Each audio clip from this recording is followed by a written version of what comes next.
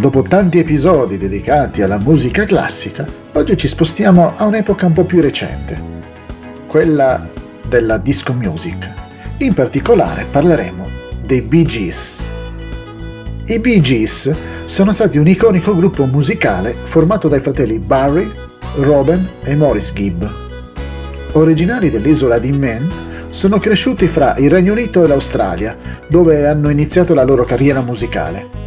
Con un successo durato diversi decenni, i Bee Gees sono riconosciuti come una delle band più influenti nella storia della musica pop e disco.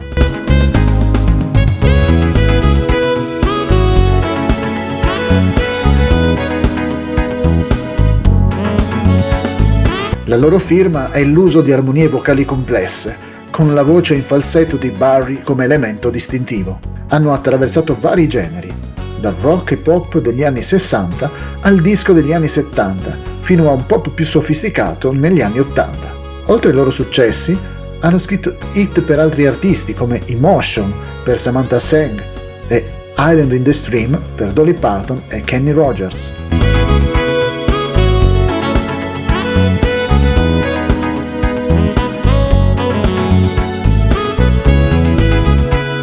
Stay Alive, How Deep Is Your Love, Night Fever,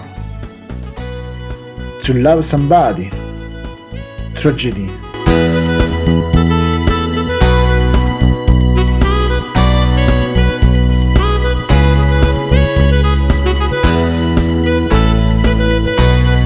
Hanno venduto oltre 220 milioni di dischi nel mondo.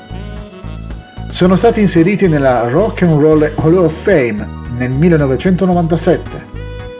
La colonna sonora del film La febbre del sabato sera, Saturday Night Fever 1977, ha contribuito alla nascita della discomania.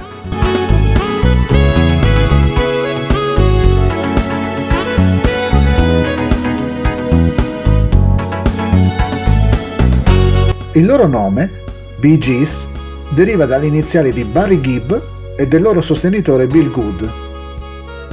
Maurice e Robin erano gemelli. Dopo la morte di Maurice nel 2003, il gruppo non è più stato attivo in formazione completa. Robin è scomparso nel 2012, lasciando Barry come unico sopravvissuto. La loro musica continua a ispirare generazioni e a essere una pietra miliare della cultura pop.